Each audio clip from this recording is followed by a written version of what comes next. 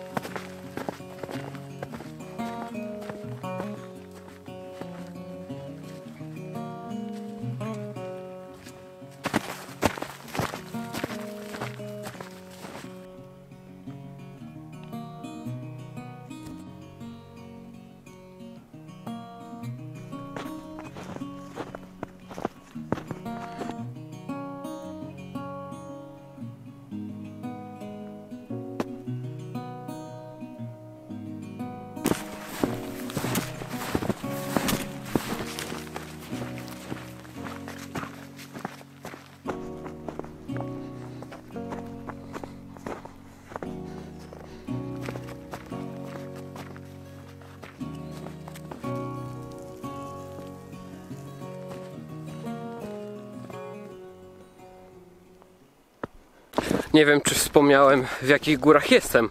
Otóż jestem w Gorcach. Nie wydaje mi się, żebym was kiedykolwiek tu zabrał. A są to góry dość dzikie, bym powiedział. Wiadomo, w środku tygodnia wszystkie góry są dzikie. Może z wyjątkiem Tatr. I mogę lekko zaspoilerować, że tamte chyba też by się przydało odwiedzić zimą w końcu. Nie widać tu w ogóle śladów ludzi. W sensie butów. Bo samochody tutaj widać, że jeżdżą. Swoją drogą męczące jest trochę łażenie jak modelka. Noga za nogę. No plus jest taki, że nie muszę jakoś specjalnie torować szlaku. I powiem wam, że jest niesamowicie cicho. Taka cisza nie zdarza się za często w górach, bo żadne ptaki nie ćwierkają, to raz, a dwa, nie ma praktycznie w ogóle wiatru.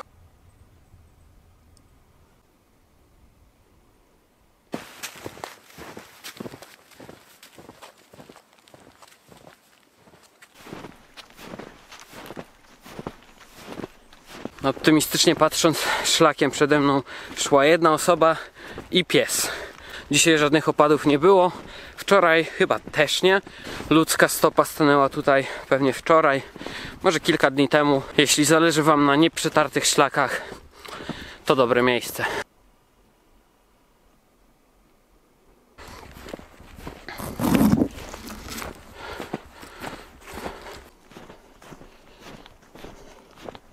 Ja rozumiem, że ten szlak jest mało popularny.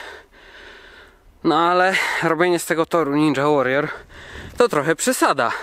Przejście naokoło jest takie bym powiedział, bo tu jest po prostu stromo. Naprawdę, jak na to patrzę, to ktoś się musiał postarać, żeby dosłownie zablokować przejście dla człowieka.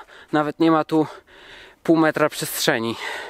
No nic, trzeba spróbować. Może to nowy rodzaj ścieżek w lasach państwowych.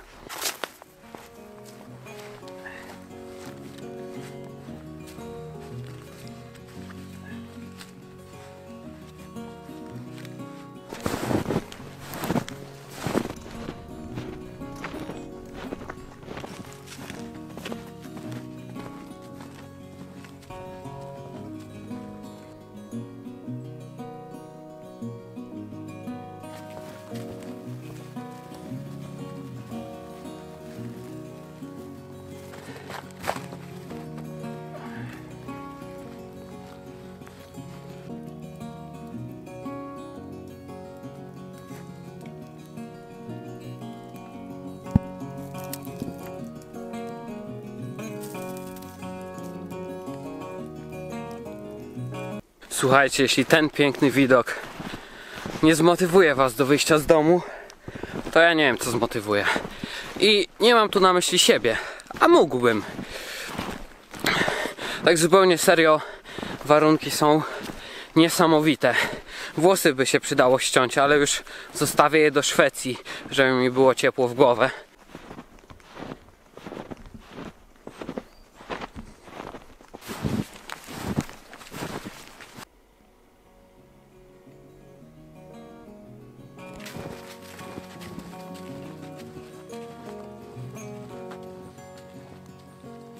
I wybaczcie za moją nadmierną ekspresję emocji, ale jest po prostu pięknie. Warunki są niesamowite. Prawdę mówiąc, jedne z lepszych, jakie miałem zimą w górach.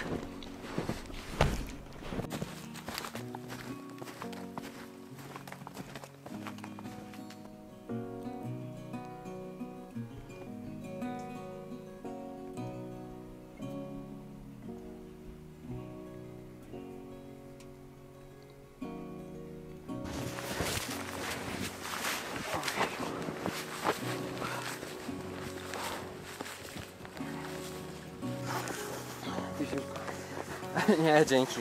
Nie? Urodzinowa, chłopak ma 60 lat. O kurczę, wszystkiego Chłopak. dobrego. No. Nie jest łatwo wytrwać. Nie jest łatwo, nie! Nie jest Paweł. łatwo wytrwać, ale próbujemy. Słuchajcie, okazało się, że będę miał towarzystwo. Panowie szli skrótem, najwidoczniej tutejsi.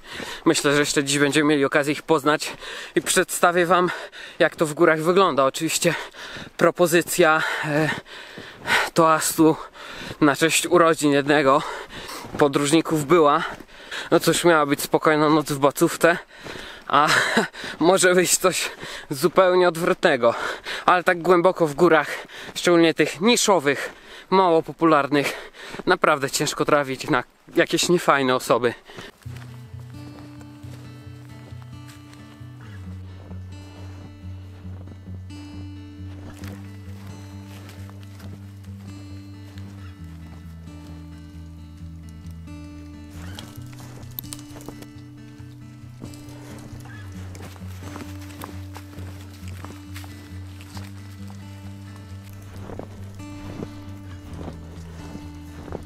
Słuchajcie, to jest niesamowite.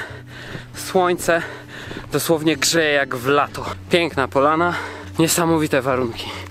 Naprawdę niesamowite.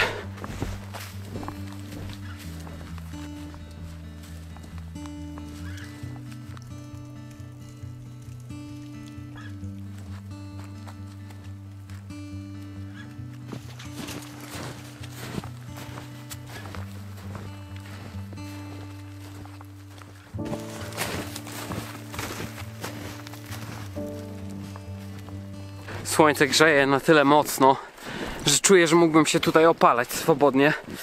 A śniegu się narobiło po kolana. Ale już ostatnie kilkanaście metrów dzieli mnie od, powiedzmy, że szczytu. Czy po prostu już nie będzie pod górkę.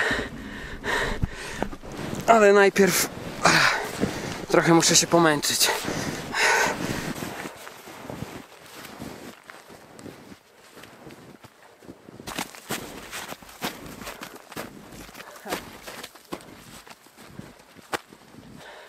Ale niesamowity krajobraz. Jak na Antarktydzie. Oczywiście za wami są drzewa. Takie ujęcia tylko zrobiłem, ale jak sam patrzę w tamtym kierunku,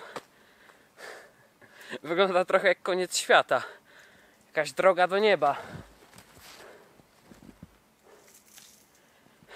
Ciekawe, jaki widok będzie z tamtej strony. Chyba nie ma innego rozwiązania, jak po prostu tam pójść i zobaczyć.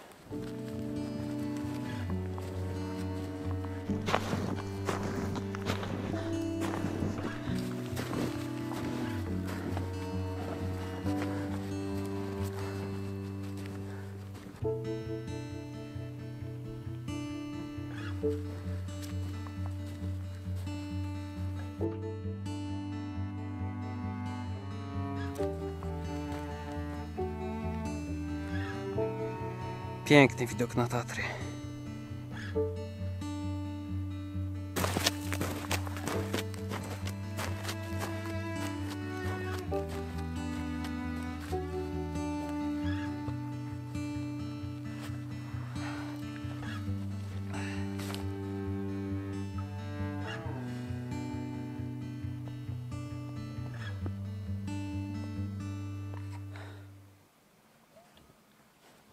Pomyślałem, a po co brać te okulary przeciwsłoneczne?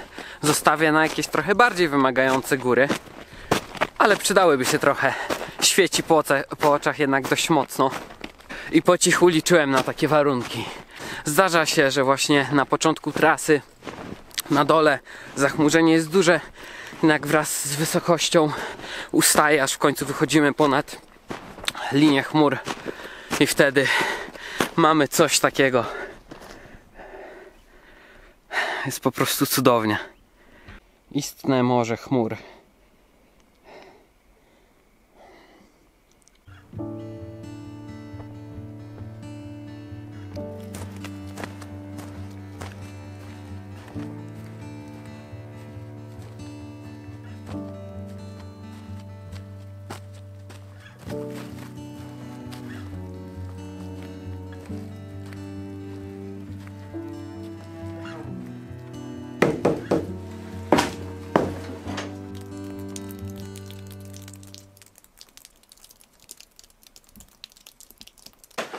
Po jakichś 2-3 godzinach witam w chacie.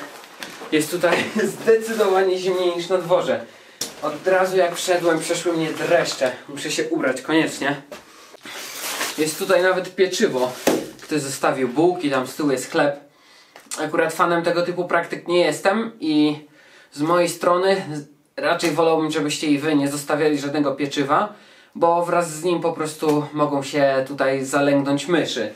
Drewna trzeba będzie przygotować na pewno sporo. Piec wygląda na zadbany, porządny. Na pewno dzisiaj się przyda. No i moje słowa okazały się prorocze. Został tu ktoś cały chleb, cały bochenek. I jak widać, myszy już się dobrały.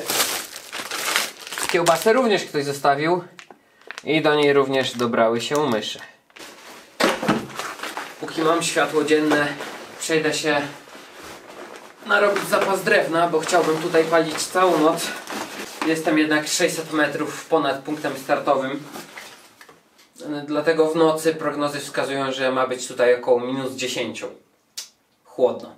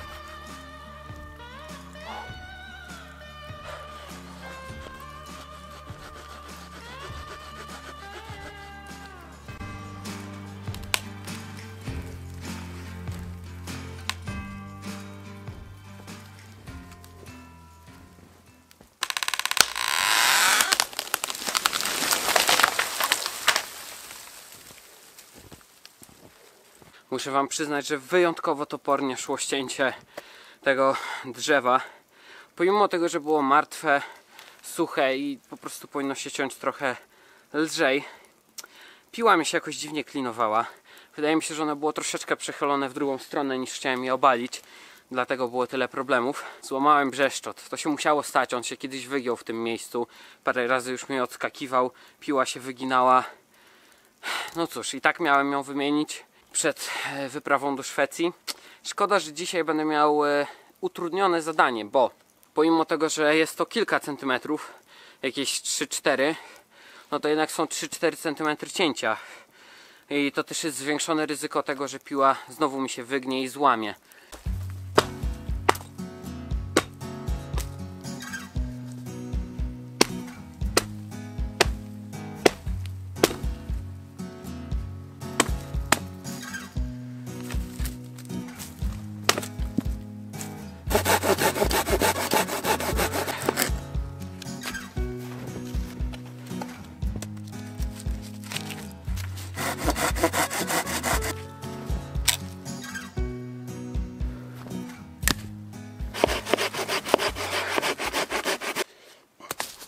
taką drogą dedukcji, praktyki trochę, doszedłem do wniosku, że dużo lepiej jest ciąć nie w ten standardowy sposób, to znaczy od góry, tylko od dołu.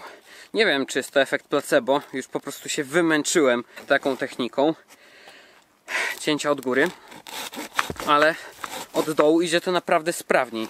Wiadomo, nie zawsze jest możliwość ciąć w ten sposób, szczególnie gdy drzewo nie jest w takiej perfekcyjnej wręcz pozycji. I tak później trzeba ciąć od góry, żeby nie zarobić w japę tą piłą. Jeśli ktoś z Was ma lata praktyki, to chętnie wysłucham wypowiedzi, bo coś czuję, że cięcie od dołu jest dużo bardziej skuteczne.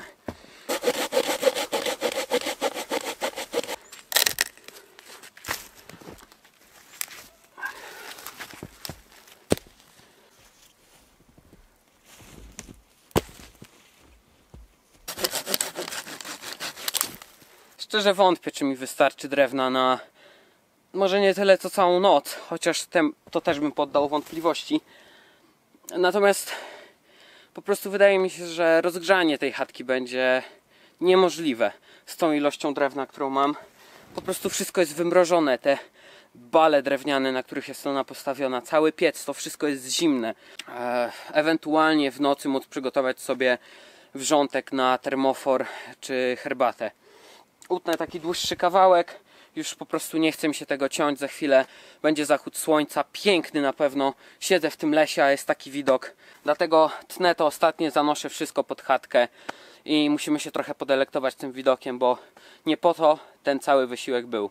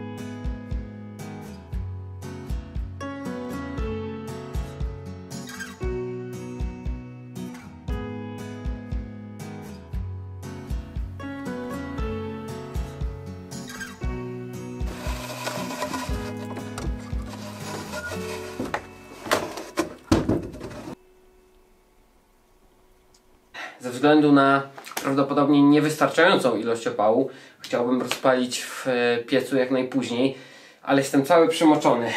Spodnie z grubej bawełny mają to do siebie, że jednak to jest bawełna. Chłoną wszystko i nie wypuszczają. Są dosłownie całe przemoczone. W butach jest nawet nieźle, bo mam dobre wełniane skarpety. Są zaimpregnowane, ale i tak skóra coś tam naciągnęła wilgoci. Rozpalę na pewno po zachodzie słońca, bo chcę się nim nacieszyć. No ja teraz się ubiorę, przygotuję i zapraszam na wspólny seans, jakiego prawdopodobnie nie widzieliście, a ja na pewno nie widziałem. Będzie to chyba jeden z piękniejszych zachodów słońca, jak nie najpiękniejszy, jaki było mi dane zobaczyć. Zapraszam.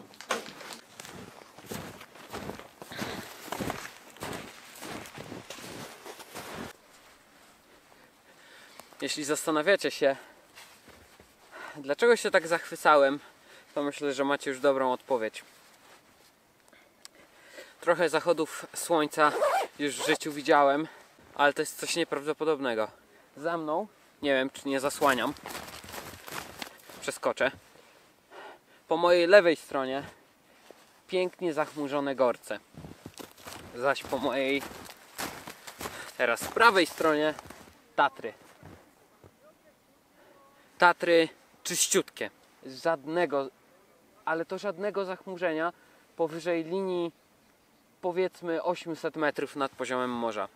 Zawsze gdy leciałem samolotem gdzieś na południe, właśnie widziałem Tatry i wiem dlaczego. Nie wiem czy to widać, zrobię zbliżenie na wszelki wypadek, ale leci tak. 1, 2, 3, 4, 5, 6, 7, 8, 9, 10, 11, 12, 13 samolotów. Mam 13 samolotów w jednym kadrze, że tak powiem. Okazało się, że panowie, których spotkałem na szlaku, poszli do innej chatki. No, bywa. Wyśpię się i nie będę miał koło ucha kilkunastu pijanych mężczyzn. Strasznie tego żałuję, ale cóż, może następnym razem się uda.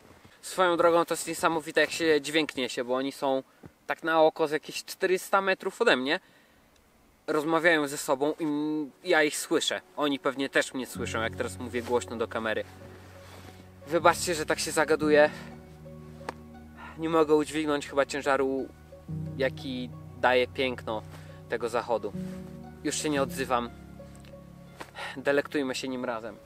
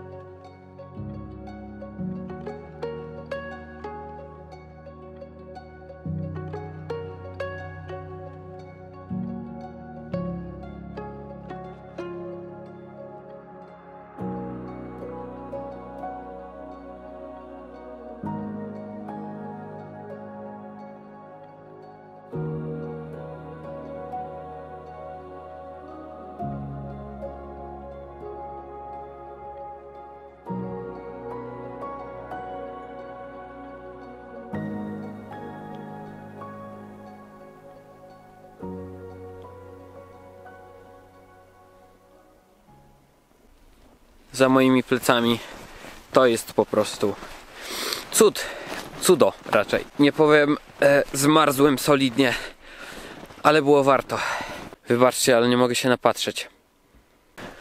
Po prostu to morze chmur. Przecież to jest... To jest w pewnym sensie też nagroda za to, że komuś się chciało ruszyć 4 litery trochę wyżej, bo wszyscy ci, którzy tam siedzą na dole, mają szaro-buro i ponuro i brzydko i a tu proszę, wystarczy wybrać się na trochę dłuższy spacer, by cieszyć się takim widokiem. Jeśli to was nie zachęciło do ruszenia się w góry, nie mam już argumentów, poddaję się. I wierzcie mi, pomimo tego, że nagrywam w 4K, robię ujęcia z każdej strony, to nawet w 10% nie oddaję tego, jak to wygląda w rzeczywistości.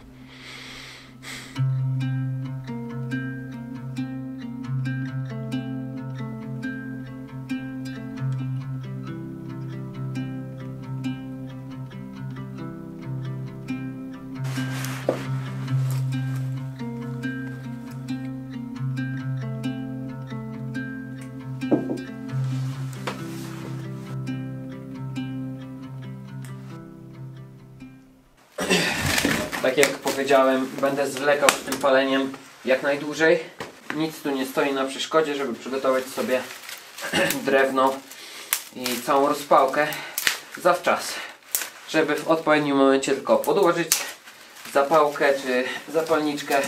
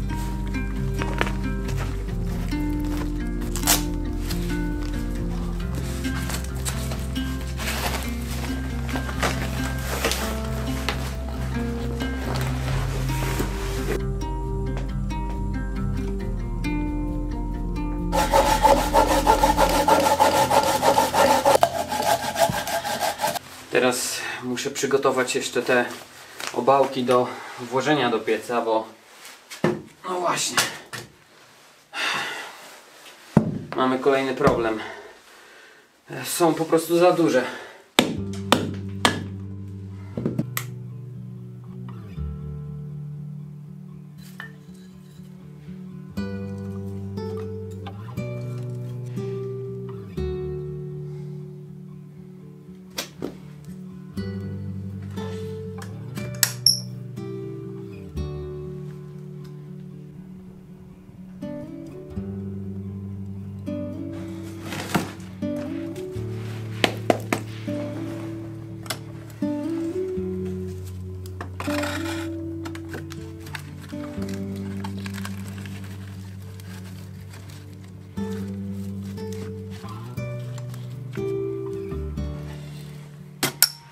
Będąc z wami szczerym w 100%, samemu mi ciężko uwierzyć, że ta kubka drewna pozwoli mi, nawet nie mówię, że ogrzać chatkę, ale palić przez całą noc. No, nie widzę tego, więc możliwe, że jutrzejszy poranek będzie trudny. Postawię zaraz 2 czajniki z lodem. Woda tam zamarzła. Trochę butnie stwierdziłem, że śpiwór na 0 stopni mi wystarczy, przecież będę spał w chatce. No, mogę się zdziwić. Zobaczymy jednak. Postaram się rozstawić w miarę blisko pieca, chociaż nie oszukujmy się, ciepła też tu za wiele nie będzie. Nie wiem, czy cieplej nie byłoby na górze. Nawet. No ale wtedy miałbym ciężko dokładać do tego pieca, więc to trochę nie wchodzi w grę.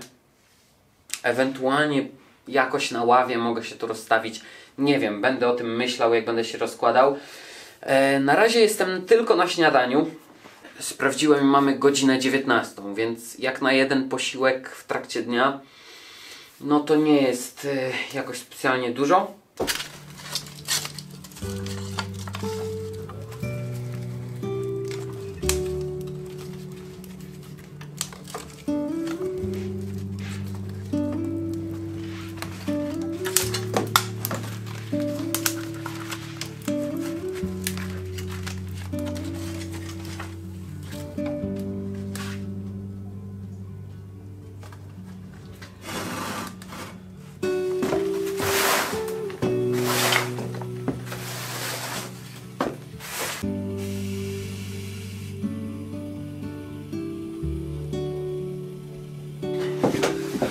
W chatce jak było zimno, tak zimno jest.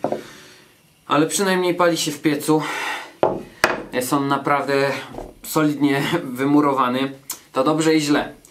Dobrze, bo jeśli się w nim napali, to będzie trzymał ciepło naprawdę długo. Źle, że ja w nim naprawdę nie napalę. Tylko trochę. Nie nagrzeję go dobrze. Zresztą sami pewnie wiecie, jak dom się wychłodzi po jakimś wyjeździe czy coś, to później bardzo długo jest w nim zimno. Ja postanowiłem się rozgrzać w trochę inny sposób i mam tu na myśli jedzenie, rzecz jasna. Była promocja w jednym z dyskontów na takie mięso na burgery, więc nie mogłem jako student zrobić czegokolwiek innego. Naprawdę wyszło tanio. Czy dobrze, to się okaże.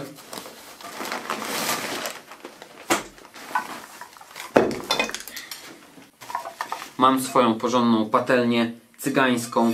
No i cóż, biorę się za przygotowanie wypragnionego posiłku, na który zapracowałem dzisiaj. No nie można z tym polemizować. Do dzieła.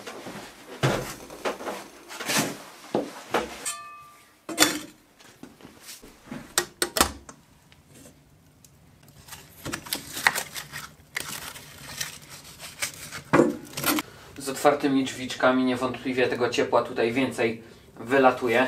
Naprawdę nagrzanie tego pieca, ja nie wiem, czy będę w stanie to zrobić jakoś porządnie. Zobaczymy. W ten sposób chociaż troszeczkę ogrzeję sobie tą izbę. Może nie będzie tu na minusie.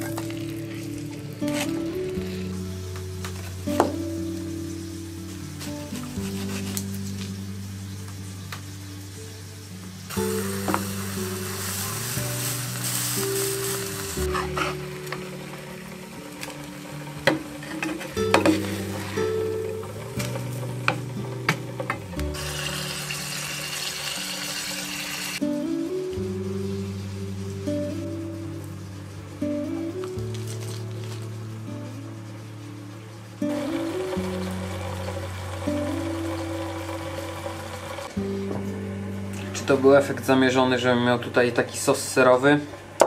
Cóż mogę wam powiedzieć po tej sromotnej porażce? No, oczywiście, że tak. No, ale zupełnie serio, za niska temperatura spowodowała, że po prostu burgery się ugotowały, a nie usmażyły. Też jestem na tyle głodny, że mi to nie będzie przeszkadzać. Postaram się za drugim razem nagrzać nieco lepiej. Także pierwszy burger, taka wersja demo tego, co będzie.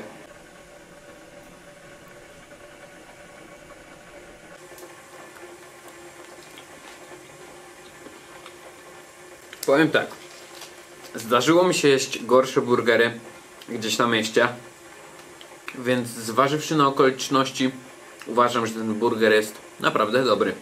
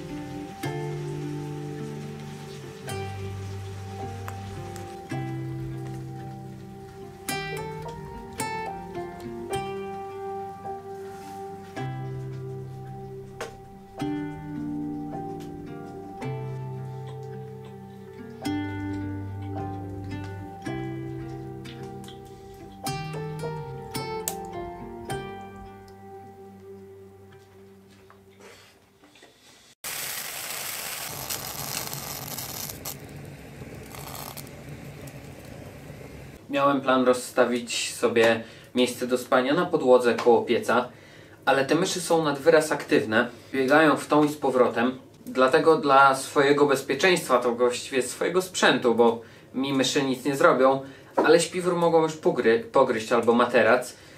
Myszy robią różne dziwne rzeczy. Dlatego też całe jedzenie spakuję sobie do tego worka, podwieszę go gdzieś tutaj. Przygotowałem sobie herbaty na deser, zwykłe słodycze, czekolada z orzechami. No i na tej ławie właśnie się rozłożę. Miejmy nadzieję, że nie spadnę. Jest godzina 21, a mi zostały 1, 2, 3, 4 większe kawałki. Spodziewałem się tego. No cóż, miejmy nadzieję, że po prostu nie wychłodzi się tu jakoś bardzo. Termometr przy plecaku wskazuje temperaturę nieco poniżej zera. No cóż, ja zrobię wszystko jednak, żebym mógł po prostu spać. Mam też pomysł, żeby zostawić trochę drewna, tych mniejszych kawałków raczej, żeby móc ewentualnie rozpalić jak wygaśnie i po prostu wtedy podgrzać sobie wodę na herbatę czy do butelki jako termofor i położyć się z powrotem spać. Na pewno zostawię troszeczkę drewna tak awaryjnie. Myślę, że te myszy nie dadzą mi spokoju, Zmarnuję jedną butelkę, która tutaj była. Przepraszam, ale mam nadzieję, że w słusznym celu. Nie ma tu wielkiej filozofii. W ten sam sposób możecie zresztą łapać ryby. Jeszcze trzeba tu coś wrzucić, żeby ją zachęcić, żeby sobie weszła jedna i druga. A jak się złapią, to jutro humanitarnie je wypuszczę. Czy się połaszą na czekoladę? Nie wiem. Zobaczymy. Ja bym na pewno wskoczył. No dobra, zobaczymy. Jak się uda, to się uda. Jak nie, to nie.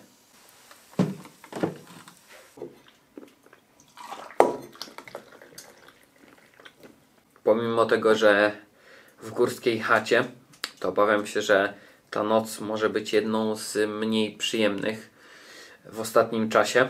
Oczywiście mam ubranie na przebranie. To jest jak dla mnie podstawa, żeby mieć coś suchego do spania. Nie wyobrażam sobie położyć się w mokrych ubraniach do śpiworu. To kompletnie nie ma sensu. Prawdę mówiąc, trochę żałuję, że nie przygotowałem lepszego opału w większej ilości. Byłem chyba trochę zmęczony i dalej jestem. Na pewno pobudka o 5, żeby tu przyjechać o sensownej porze, i jeden posiłek w przeciągu dnia nie pomogły mi w tym. Ja zmieniam odzież, szykuję sobie miejsce do spania. No i to byłoby tyle na dziś. Dobrej nocy i do zobaczenia jutro.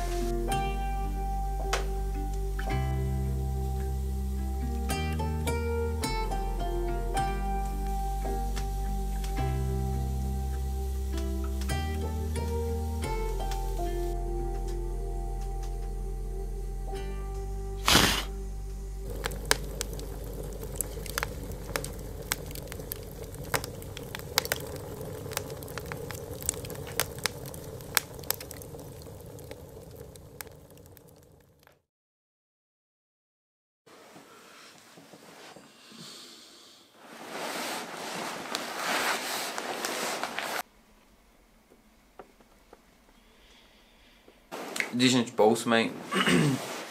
Czas wstawać. W chatce jest zimno. Wielkiego zaskoczenia nie ma, ale piec się nagrzał. Jakoś koło północy poczułem, że ta wymurowana ścianka zaczyna się robić tak wyraźnie ciepła. Więc może jeszcze jakbym dzisiaj palił, to byłoby tu nawet przyjemnie.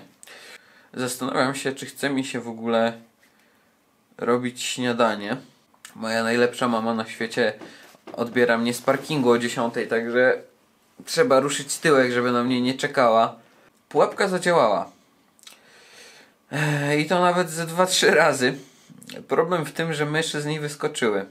Na początku przebudziłem się dość późno, bo stwierdziłem, dobra, niech sobie skacze, pójdzie spać. Ja rano ją wniosę na dwór i będzie dobrze. No i tak skakała i wyskoczyła. To nie są zwykłe myszy, się okazało, tylko mają bardzo długie tylne nóżki. Wyglądało to niesamowicie śmiesznie, bo po prostu wyskakiwała kilka długości swojego ciała, bo ostatecznie trafiła w tą dziurkę i z niej wyleciała. Nieprawdopodobne. Powiem wam, że paliło się dość długo, bo jeszcze około 4 było sporo żaru. Jak przymknąłem te wszystkie otwory i wloty powietrza, drewno paliło się bardzo powoli, no to było nieźle. Wiadomo, nie dawało ciepła w ogóle, ale sprawiało, że woda, która stała na kuchni, była ciepła. Aczkolwiek ostatnia pobudka koło 6, jak sobie dolałem wodę, która już była ciepła, ona się nie gotowała, bo w kuchni wygasło. Wtedy wyraźnie poczułem, że bez termoforu w formie butelki z ciepłą wodą, to ja bym miał tutaj problem ze spaniem.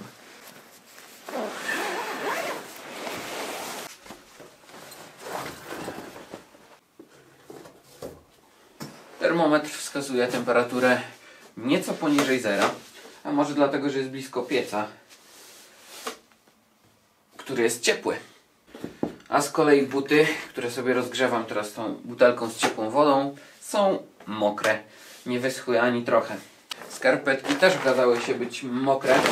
Na szczęście mam parę na zmianę. I pamiętajcie, żeby właśnie zawsze skarpetki na zmianę mieć. To również jest podstawa. Musicie mieć suche ubrania.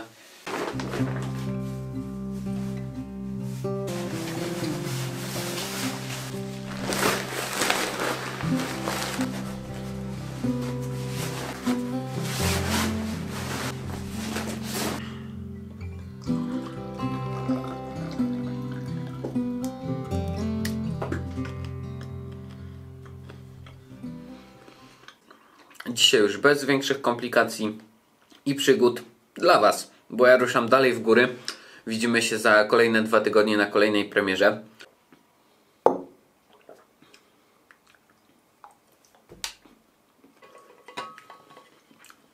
Ja myślę, że mogę się już z Wami śmiało żegnać.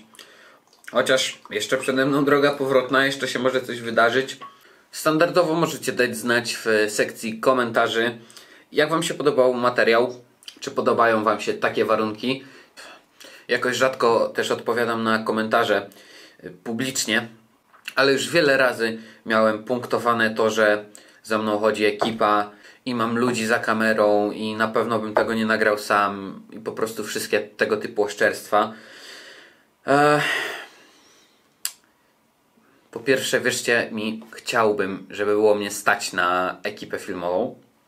Po drugie, jeśli jakaś ekipa filmowa kręciłaby takie filmy, to ja bym ich od razu zwolnił.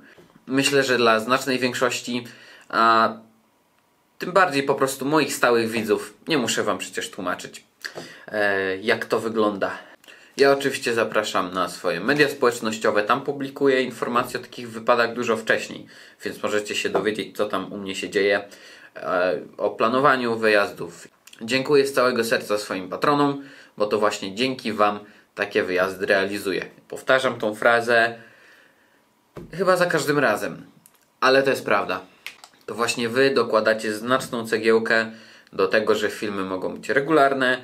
Co więcej, pomagacie mi spełniać moje marzenie. Mam nadzieję, że filmy, pocztówki i spotkania z patronami to wszystko jakkolwiek wynagradzają ten koszt, który ponosicie.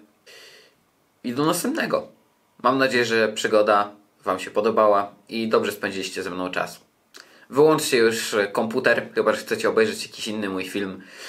A tak zupełnie serio, wyłączcie po prostu urządzenia, wyjdźcie na spacer. Dobrze Wam to zrobi.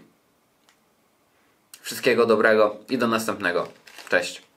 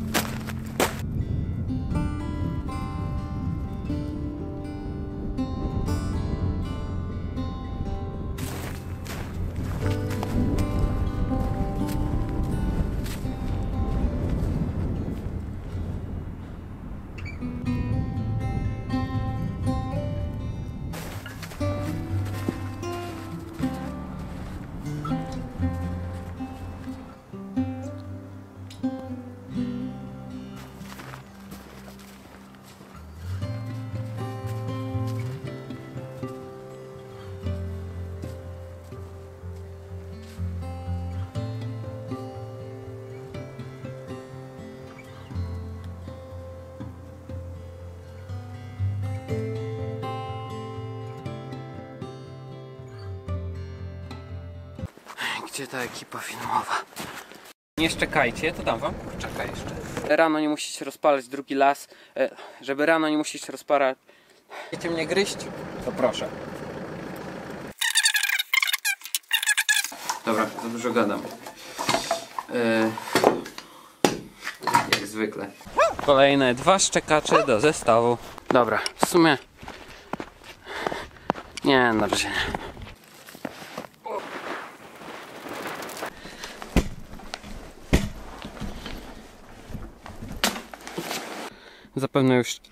Zapewne już część z was, zapewne już spora część z was wie. O Jezu. Muszę kupić nowy obiektyw. Jakby powiedzieli starzy ludzie, siłownia niepotrzebna. Z racji na małą ilość. Tak idę tą drogą z pół godziny. No i cały czas widzę Oreo. Nie mogę tego wymazać już z głowy. Ze względu na małą ilość. Dzisiaj już bez większych komplikacji. Dobra. Chyba nic nie mam już do powiedzenia.